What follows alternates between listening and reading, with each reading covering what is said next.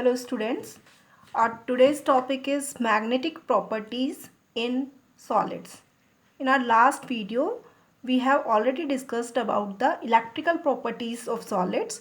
Now we will take the magnetic properties in solids.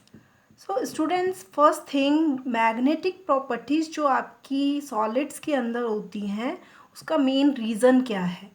तो the origin of magnetic properties in any substance is because of the presence of electron in that substance, and in general that electron behave like a tiny magnet. एक छोटी magnet की तरह आपका काम करता है. Generally आपका क्या होता है, जो आपका कोई भी सब्सटेंस है जिसके अंदर आपका इलेक्ट्रॉन प्रेजेंट होता है, तो आपका सेंटर में क्या होता है, एटॉमिक न्यूक्लियस होता है, ठीक है, और उसके सराउंडिंग में इलेक्ट्रॉन मूव करते रहते हैं. तो ये जो इनका मोशन है इलेक्ट्रॉन्स का, ये रेस्पॉन्सिबल होता है मैग्नेटिक मोमेंट के लिए. फर्स्ट थिंग, यहाँ पे आपका जो इलेक्ट्रॉन का मोमेंट है वो दो तरह का होता है. जो आपका पहला मोमेंट है वो कैसा है, एन ऑर्बिटिंग इलेक्ट्रॉन. मतलब कि ये जो इलेक्ट्रॉन है ऑर्बिटिंग यानी ऑर्बिटल में आपका मूव करता है अलोंग द न्यूक्लियस. न्यूक्लियस आपका पॉजिटिवली चार्ज है, इलेक्ट्रॉन उसके सराउंडिंग में मूव करता रहता है. तो एक तो इसका ये वाला मोशन है. दूसरा, ये आपका एक दूसरी तरह का स्पिन करता है अपनी एक्सिस के अलोंग, बिल्कुल इसी तरह से जैसे कि आपका आपने प्लैनेट में देखा होगा कि जितने सोलर सिस्टम में आपके जो प्लैनेट्स होते हैं वो आपके सन के सराउंडिंग में भी मूव करते हैं और अपनी एक्सिस के अराउंड भी मूव करते हैं.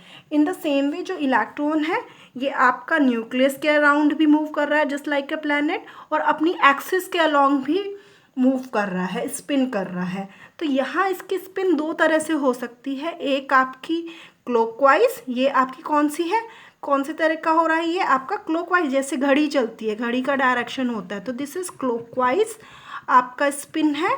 और ये आपका एंटी क्लॉकवाइज स्पिन है. ये आपका दो तरह से स्पिन करता है.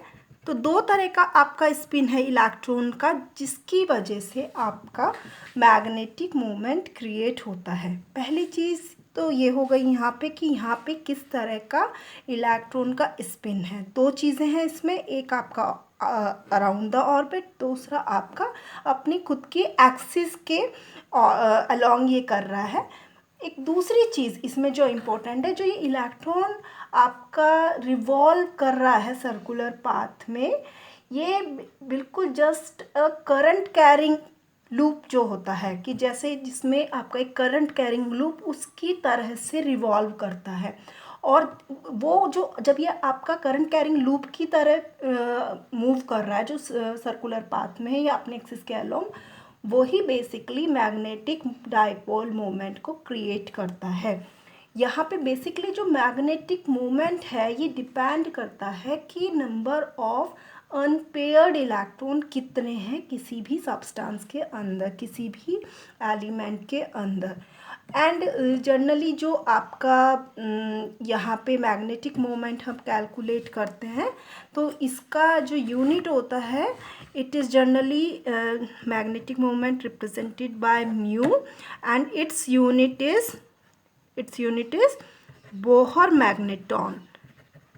बोहर मैग्नेटॉन की फॉर्म में आपका ये मेज़र किया जाता है. This is the unit of mu, dipole moment की यूनिट है ये Bohr magneton. And one Bohr magneton is equals to 9.27 into 10 to the power minus 24 ampere meter square. This is the unit of Bohr magnet dipole moment, यानी Bohr magneton की value है ये आपकी.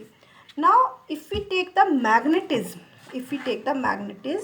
तो magnetism जो है हमारे 5 टाइप्स के बेसिकली हो सकते हैं, जिसमें the first one is the diamagnetism, second is the paramagnetism, third ferromagnetism, anti ferromagnetism and ferrimagnetism. तो ये बेसिकली 5 टाइप्स के हमारे पास मैग्नेटिज्म है, जिसमें आपका डायामैग्नेटिज्म के अगर मैं आपको एग्जाम्पल बताऊं तो डायामैग्नेटिक के एग्जाम्पल जो बेसिकली हैं हमारे, जस्ट लाइक क्रोमियम हो गया, क्रोमियम आयन, आयरन हो गया, Fe3+, Fe3 सॉरी, यहाँ पर बेसिकली डायामैग्नेटिक की बात कर रहे हैं, तो NaCl हो गया और C6H6 बेंजीन हो गया या वाटर हो गया, ये बेसिकली आपके डायामैग्नेटिज्म के एग्जाम्पल्स हैं हमारे। अगर हम पैरामैग्नेटिज्म लेते हैं तो पैरामैग्नेटिज्म के एग्जाम्पल हो जाएंगे आपके क्रोमियम है, आपका आयरन है, Fe3+, ये आपके पैरामैग्नेटिज्म के एग्जाम्पल हैं। फेरोमैग्नेटिज्म के अंदर आपका बेसिकली आयरन अपनी मेटालिक फॉर्म में, कोबाल्ट अपनी मेटालिक फॉर्म में, निकेल अपनी प्योर फॉर्म में, ये चीज़ें आपकी फेरोमैग्नेटिज्म शो करती हैं। Anti ferromagnetism basically just like आपका मैग्नीज ऑक्साइड जो है वो आपका शो करता है। इसके अलावा वन मोर अगर हम फेरी मैग्नेटिज्म का एग्जाम्पल ले तो Fe3O4 हम ले सकते हैं इसका एग्जाम्पल। तो ये बेसिकली एग्जाम्पल है। अब इनको हम डिटेल में वन बाय वन लेंगे कि इनका मीनिंग क्या है, ये मैग्नेटिज्म किस बेस के ऊपर हमारे डिफाइन किए हुए हैं, किस तरह से इनका क्लासिफिकेशन किया हुआ है। तो वन बाय वन हम लोग लेंगे इनको। आई am taking the first one. First is the हमारा हमने जो फर्स्ट लिया है that is the first one is the diamagnetism. I'm taking the first one, diamagnetism. Diamagnetism बेटा आप लोगों ने 11th क्लास में भी पढ़ा है कि डायामैग्नेटिज्म जो होता है this is because of the absence of, this is due to absence of unpaired electron. ठीक है, अगर आपका अनपेयर्ड इलेक्ट्रॉन नहीं होंगे तो आपका बेसिकली कोई भी सब्सटेंस जो होगा उसमें मैग्नेटिज्म नहीं होगा। ये क्या होगा आपका due to absence of unpaired electron होगा। अब अगर मैं इसको, ये तो हमने बता दिया कि कब होगा, अगर मैं इसको डिफाइन करूं तो इसका मतलब क्या है, जो आपके सब्सटेंस होते हैं जो आपके बेसिकली रिपेल होते हैं बाय मैग्नेटिक फील्ड, उनको हम डायामैग्नेटिक सब्सटेंस कहते हैं। और ये जो फिनोमिना है इसको हम डायामैग्नेटिज्म बोलते हैं। तो बेसिकली डायामैग्नेटिज्म क्या हो गया आपका, these are the substance which are weakly repelled, repel करते हैं, repelled by a magnetic field. मतलब कि अगर आपने एक एक्सटर्नल मैग्नेटिक फील्ड लगा दिया है तो ये आपके ऑपोजिट डायरेक्शन को फॉलो करेंगे, उस डायरेक्शन को फॉलो नहीं करेंगे। अगर मैं आपको इन शॉर्ट बताऊं, समझ लीजिए ये आपका कोई सब्सटेंस है, ये आपने एक external magnetic field H apply कर दिया है, तो डायामैग्नेटिक सब्सटेंस में जो मैग्नेटिक फील्ड होगा उसके ऑपोजिट डायरेक्शन में हो जाएगा, यानी यहाँ पे ओवरऑल जो म्यू हो जाएगा वो आपका ज़ीरो हो जाता है। कोई भी यहाँ पर आपका मैग्नेटिज्म डेवलप नहीं होता है। तो ऐसे सब्सटेंस जिनके थ्रू आपका जो वीकली रिपेल्ड हो मैग्नेटिक फील्ड से, उनको हम क्या बोलते हैं, डायामैग्नेटिक सब्सटेंस बोलते हैं। और इस फिनोमिना को हम डायामैग्नेटिज्म बोलते हैं। मैं इसके एग्जांपल ऑलरेडी आपको बता चुकी हूँ कि अगर हम इसके एग्जांपल लें तो NaCl हो गया हमारा, C6H6 हो गया और H2O हो गया, ये बेसिकली इसके एग्जाम्पल्स हैं। Now the second type of magnetism is paramagnetism. Paramagnetism भी आप लोगों ने इसका इंट्रोडक्शन 11th क्लास में पढ़ा है कि पैरामैग्नेटिज्म हमेशा कब आपका डेवलप होता है, due to presence of unpaired electron. This is due to the presence of unpaired electron. जहाँ भी अनपेयर्ड इलेक्ट्रॉन प्रेजेंट होंगे, वन और मोर देन वन, वहाँ पर आपका पैरामैग्नेटिज्म डेवलप होता है और वो सब्सटेंस को हम पैरामैग्नेटिक सब्सटेंस बोलते हैं। तो यहाँ पे बेसिकली पैरामैग्नेटिज्म का मतलब क्या है, ये तो हमने कंडीशन बता दी कि अगर अनपेयर्ड इलेक्ट्रॉन होंगे तो जो आपका सब्सटेंस है वो पैरामैग्नेटिक होगा या पैरामैग्नेटिज्म को शो करेगा। ये जो आपका बेसिकली फिनोमिना है ये क्या है, इसमें आपका वीक अट्रैक्शन होता है टुवर्ड्स एक्सटर्नल मैग्नेटिक फील्ड। मतलब कि अगर बाहर से कोई मैग्नेटिक फील्ड लगा दिया गया है तो आपके जो सब्सटेंस होगा वो उसी डायरेक्शन में आपका मैग्नेटिज्म को शो करेगा, अट्रैक्ट होगा उसी डायरेक्शन में। वीक अट्रैक्शन होगा टूवर्ड्स एक्सटर्नल मैग्नेटिक फील्ड, उसको हम पैरामैग्नेटिज्म बोलेंगे। अगर मैं आपको समझाऊं तो अभी जैसे मैंने बोला कि ये एक्सटर्नल मैग्नेटिक फील्ड है, this is external magnetic field. यहाँ भी ये एक्सटर्नल मैग्नेटिक फील्ड मैंने लगा दिया है। अगर मैं अप्लाई करूँ तो यहाँ पे बेसिकली, यहाँ देख रहे थे आप कैसे था, ऑपोजिट डायरेक्शन में था, तभी तो म्यू 0 हो रहा था। यहाँ क्या होगा, इसी डायरेक्शन में होगा। बट ये इन सब्सटेंस की क्या खास बात है कि ये आपका मैग्नेटिज्म वीकली आपका अट्रैक्ट होता है। मतलब कि यहाँ पे अगर आपने एक्सटर्नल मैग्नेटिज्म को हटा दिया तब आपका यहाँ पे मैग्नेटिज्म नहीं रहेगा। तो मीन्स कि ये अपना जो मैग्नेटिज्म होते हैं in the absence of magnetic field lose कर जाते हैं। ये सिर्फ तब तक अप्लाई होगा जब तक आपका एक्सटर्नल मैग्नेटिक फील्ड अप्लाई हो रहा है। तो इसके एग्जाम्पल हमारे मैंने पीछे बताया, जैसे क्रोमियम आयन हो गया, हमारा आयरन आयन हो गया, ठीक है, कॉपर आयन हो गया, ये सब इसके एग्जाम्पल्स हैं। नाउ द नेक्स्ट कैटेगरी जो है आपकी थर्ड कैटेगरी जो है बेटा, ये जो थर्ड कैटेगरी है फेरोमैग्नेटिज्म। पहली एक चीज़ अगर मैं इसमें बता दूँ आपको कि फेरोमैग्नेटिज्म की एक चीज़ आपकी पैरामैग्नेटिज्म से मिलती हुई है कि पैरामैग्नेटिज्म की तरह इनमें भी आपका attraction towards external magnetic field होता है। यानी ये भी क्या करते हैं, आपके अट्रैक्ट होते हैं मैग्नेटिक फील्ड की तरफ। बट दोनों में डिफरेंस क्या है कि पैरामैग्नेटिज्म में वीक अट्रैक्शन है और in the absence of magnetic field वहाँ पे आपका क्या हो जाता है, ये चीज़ जो मैंने अभी बताई कि लूज़ कर जाते हैं अपना मैग्नेटिज्म। कब, in the absence of magnetic field. और यहाँ पे यही डिफरेंस है कि जो आपका फेरोमैग्नेटिज्म है वो आपका स्ट्रांगली अट्रैक्ट होता है टुवर्ड्स एक्सटर्नल मैग्नेटिक फील्ड, और अगर आपने मैग्नेटिज्म एक्सटर्नल मैग्नेटिक फील्ड हटा भी दिया तो उसके बाद भी उनके अंदर मैग्नेटिक प्रॉपर्टी रहती हैं और वो मैग्नेटिज्म को शो करता है।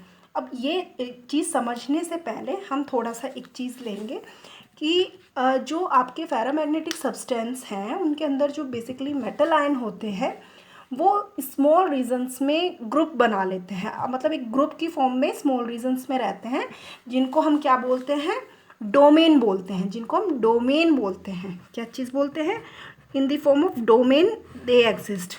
तो डोमेन जो होते हैं वो हर डोमेन अपने आप में एक टाइनी मैग्नेट की तरह काम करता है। जैसे इलेक्ट्रॉन थे, यहाँ बेसिकली वही चीज़ है, बस उनको क्या कर दिया है, ग्रुप की फॉर्म में वो आ जाते हैं और वो टाइनी मैग्नेट की तरह काम करते हैं।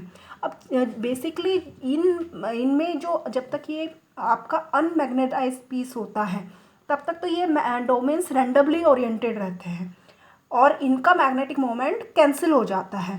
बट जैसे इनको मैग्नेटिक फील्ड में रखा जाता है तो जो डोमेन्स होते हैं वो आपके एक पर्टिकुलर मैग्नेटिक फील्ड की डायरेक्शन में ओरिएंटेड हो जाते हैं और एक स्ट्रॉन्ग मैग्नेटिक फील्ड को प्रोड्यूस करते हैं। तो बेसिकली ये आपका फेरोमैग्नेटिक सब्सटेंस है। अब मैं अगर आपको डोमेन की बात बताऊं तो समझ लीजिए ये हमारा यहाँ पे स्मॉल ग्रुप बना लेते हैं ये इस तरह से, और ये रैंडमली ओरिएंटेड है इस तरह से, अलग अलग डायरेक्शन में ये ओरिएंटेड है इस तरह से।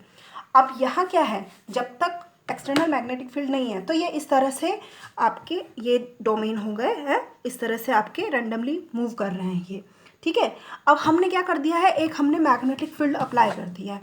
अब इनका डायरेक्शन आप देखिएगा, ये सारे क्या हो जाएंगे आपके एक ही डायरेक्शन में स्ट्रांगली मैग्नेटिक फील्ड को प्रोड्यूस करेंगे। उसी डायरेक्शन में ये आपके इस तरह से सेम डायरेक्शन में सारे के सारे आ जाएंगे और मैग्नेटिक फील्ड डेवलप करेंगे।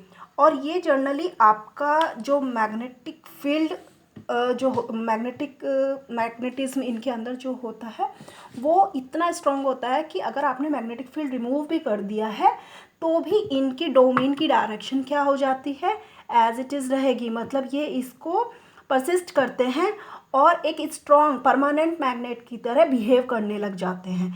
इनका जो मैग्नेटिज्म होता है ये आपका परमानेंट मैग्नेट की तरह काम आता है, ठीक है। मतलब एक बार अगर इनके अंदर मैग्नेटिज्म आ गया तो वो आपका परमानेंट मैग्नेट की तरह काम करता है। तो यहाँ पे बेसिकली अगर हम डेफिनेशन दें फेरोमैग्नेटिज्म की तो क्या है आपका, जो मैंने अभी एक वर्ड आपको बोला कि स्ट्रॉन्ग अट्रैक्शन है इनके अंदर, स्ट्रॉन्ग अट्रैक्शन है towards external field, towards external magnetic field.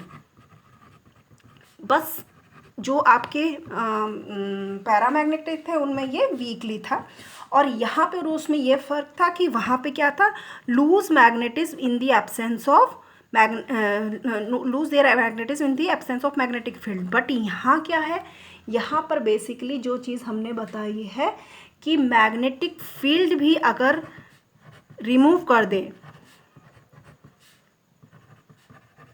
अगर हमने रिमूव कर दिया तब भी क्या है, still they work, they show magnetism, ठीक है।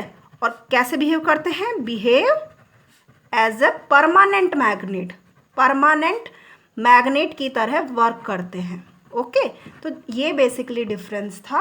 अब इसके एग्जांपल मैं आपको ऑलरेडी बोल चुकी हूँ, जैसे हमारा आयरन हो गया, कोबाल्ट हो गया, निकेल हो गया, ये हमारे इसके बेसिकली एग्जांपल हैं। फेरोमैग्नेटिज्म अगर आपको क्लियर हो गया है तो एंटी फेरोमैग्नेटिज्म आप इजीली समझ पाएंगे। नेक्स्ट जो है हमारा that is fourth is the anti ferromagnetism. Anti ferromagnetism, देखो फेरो का जो उल्टा है वो एंटी, यानी एंटी मीन्स क्या है, just opposite to the ferromagnetism. Ferromagnetism में क्या बोला कि स्ट्रांगली अट्रैक्ट होते हैं। इसमें क्या हो जाएगा आपका, पहली चीज़ जो स्ट्रांगली अट्रैक्ट हो रहे थे वो किसकी वजह से हो रहे थे, डोमेन की वजह से। जो डोमेन का ओरिएंटेशन रैंडमली था, मैग्नेटिक फील्ड लगाया आपने, एक ही डायरेक्शन में आ गया है, उसी की वजह से मैग्नेटिज्म प्रोड्यूस हो रहा था। इसमें जस्ट आपका क्या हो जाएगा कि जो ओरिएंटेशन होगा, इन डोमेन्स का जो ओरिएंटेशन होगा उनकी डायरेक्शन बिल्कुल एक दूसरे के ऑपोजिट होगी, जिसके थ्रू डोमेन्स क्या हो जाएंगे, एक दूसरे को कैंसिल आउट कर देंगे, एक दूसरे के मोमेंट मैग्नेटिक मोमेंट को कैंसिल कर देंगे। तो ओवरऑल जो मैग्नेटिज्म हो जाएगा वो नील हो जाएगा, ज़ीरो हो जाएगा। मतलब कि यहाँ देखिए डोमेन तो इसी तरह से मूव, ये ग्रुप बनाए हुए हैं उन्होंने भी, डोमेन्स बनाए हुए हैं। बट एंटी में डिफरेंस क्या आ जाता है कि जो आपका यहाँ पर जैसे हमने मैग्नेटिक फील्ड अप्लाई कर दिया, अब जो डायरेक्शन रहेगी, आप देख रहे हैं कि इक्वल नंबर ऑफ डोमेन्स क्या है, एक दूसरे के ऑपोजिट है उनका मैग्नेटिक मोमेंट। ये अगर अपवर्ड शो किया है तो ये डाउनवर्ड, यानी एक दूसरे से कैंसिल, एक दूसरे से कैंसिल, एक दूसरे से कैंसिल, तो यानी ये एक दूसरे के मैग्नेटिक मोमेंट को कैंसिल कर देते हैं। तो ओवरऑल इनके अंदर मैग्नेटिज्म रहता ही नहीं है। तो ये आपका एंटी फेरोमैग्नेटिज्म हो गया। तो यानी अगर मैं यहाँ से बोलूँ तो ये किस वजह से हो रहा है, पहली चीज़ तो इसमें क्या है आपका जो ओरिएंटेशन है या डायरेक्शन आप बोल सकते हैं, ओरिएंटेशन ऑफ डोमेन्स जो है ये कैसे है, in opposite direction, opposite direction में होती है, ठीक है। जिसकी वजह से क्या होगा, जिसकी वजह से क्या होगा आपका बेसिकली विच रिजल्ट्स, किस में क्या हो जाएगा इसमें, विच रिजल्ट्स क्या, विच रिजल्ट्स मतलब ओवरऑल अगर आप मैग्नेटिज्म बोले वो ज़ीरो हो जाएगा, which result cancellation of magnetic moment of each other.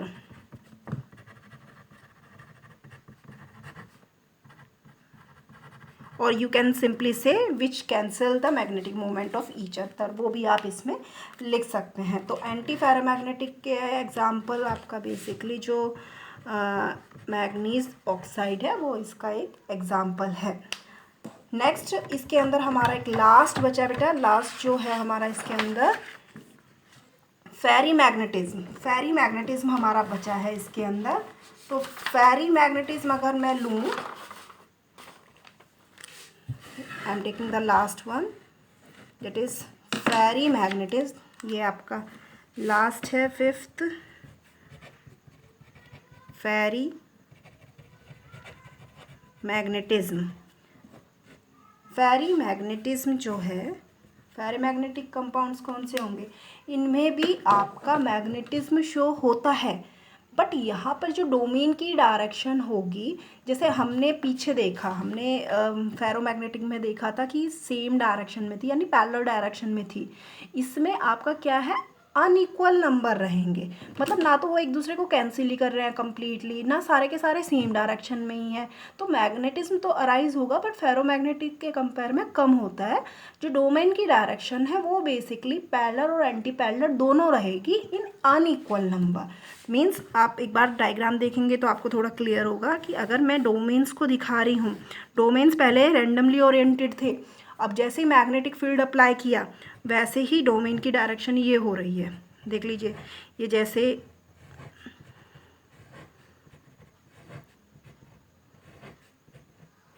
तो यहाँ बेसिकली क्या, जैसे ये सेम डायरेक्शन में, ये ऑपोजिट में है, ये सेम डायरेक्शन में, ये ऑपोजिट में, फिर ये ऑपोजिट में, तो कुछ आपके कैसे हैं, अपवर्ड हैं, कुछ डाउनवर्ड हैं। तो ओवरऑल क्या हो रहा है, ये अनइक्वल नंबर जो हैं ये आपके पैरेलल और एंटी पैरेलल डायरेक्शन में है। तो इस टाइप के मैग्नेटिज्म को हम क्या बोलते हैं, फेरी मैग्नेटिज्म बोलते हैं। और फेरी मैग्नेटिक सब्सटेंस जो होते हैं वो अपना मैग्नेटिज्म हीट करने पर आपका लूज़ कर जाते हैं और आप अपने आप में क्या बन जाते हैं, पैरामैग्नेटिक बन जाते हैं। तो पैरामैग्नेटिक में भी वही चीज़ थी कि वीकली अट्रैक्टेड होते हैं, ये भी वीकली अट्रैक्टेड होते हैं, बट यहाँ पर जो आपका एक चीज़ हमने बोली है कि जो स्पिन की डायरेक्शन हमने शो करी है वो आपकी यहाँ पे नहीं रहेगी, वे ये आपके पैरामैग्नेटिक में कन्वर्ट हो जाएंगे अगर आप इनको हीट कर देते हैं। तो यानी अगर मैं पैरामैग्नेटिज्म को लिखना चाहूँ, यहाँ इसको एक्सप्लेन करना चाहूँ, तो यहाँ पे बेसिकली क्या है, जो मैग्नेटिक मोमेंट है, magnetic moments of domains. I think domains आपको क्लियर होगा, डोमेन्स कुछ नहीं है, डोमेन्स क्या है, जो भी आपके आयंस है वो उसके वो ग्रुप बना लेते हैं और स्मॉल रीजन्स के अंदर आपके मतलब ग्रुप बना के रहने की कोशिश करते हैं।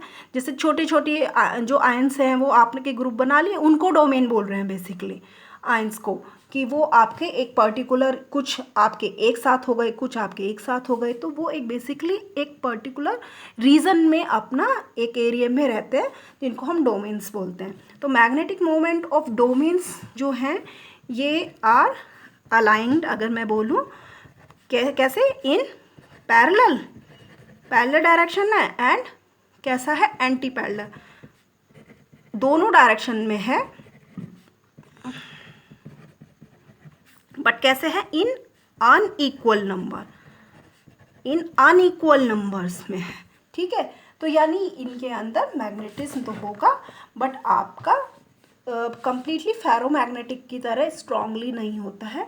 और एक चीज़ मैंने आपको इसके अंदर और बताई है कि ये अपना फेरोमैग्नेटिज्म, जो इनकी फेरोमैग्नेटिज्म वाली प्रॉपर्टी है, ये लूज़ कर जाते हैं ऑन हीटिंग, हीट करने पे लूज़ कर जाते हैं। और फिर कैसे बिहेव करते हैं, एंड बिहेव कैसे बिहेव करेंगे, बिल्कुल पैरामैग्नेटिक सब्सटेंस की तरह, behave paramagnetic substance, behave like paramagnetic substance. ठीक है स्टूडेंट्स, तो यहाँ तक ये आपका ओवरऑल था। इसके अच्छा मैं एग्जांपल और आपको बता देती हूँ। इसका जो एग्जांपल है बेसिकली वो आपका Fe3O4 ले सकते हैं आप इसमें, जिसको हम मैग्नेटाइट भी बोलते हैं, वो इसका एग्जाम्पल है। तो यहाँ तक ये आपका स्टूडेंट्स कंप्लीट हो गया है, आपका मैग्नेटिक प्रॉपर्टीज़ एंड जो आपका चैप्टर है वो भी यहाँ पे आपका कंप्लीट हो गया है। तो आई थिंक यहाँ तक आपको क्लियर हो गया होगा, कोई प्रॉब्लम नहीं होगी। स्टूडेंट्स, इलेक्ट्रिकल प्रॉपर्टी जो हमने लास्ट वीडियो में ली थी उसमें एक चीज़ कभी कभी आ जाती है, 12-16 कंपाउंड्स इस तरह से पूछ लिया जाता है। तो सिंपली आपका कुछ नहीं है, सिर्फ अगर 12 ग्रुप और 16 ग्रुप के एलिमेंट्स को हम कंबाइन कर दें तो उसको हम 12-16 कंपाउंड बोलते हैं। ये एक कुछ स्टूडेंट्स ने मेरे से पूछा था, तो ये मैं इस वीडियो में इसलिए बता रही हूँ कि what is the meaning of 12-16 compound या 13-15 कंपाउंड। तो ये सिंपली अगर आप दो ग्रुप के एलिमेंट्स को एक साथ कंबाइन कर दें तो उनको हम 12-16 या 13-15 कंपाउंड्स बोलते हैं। तो यहाँ पर ओवरऑल आपका चैप्टर कंप्लीट हो गया है स्टूडेंट्स। अगर आपको इस चैप्टर से रिलेटेड कोई भी प्रॉब्लम हो, if you find any kind of doubt you can ask to me. Okay student, I hope chapter आपको क्लियर हुआ होगा. इसके प्रॉब्लम्स भी हम लोग लेंगे. Thank you students.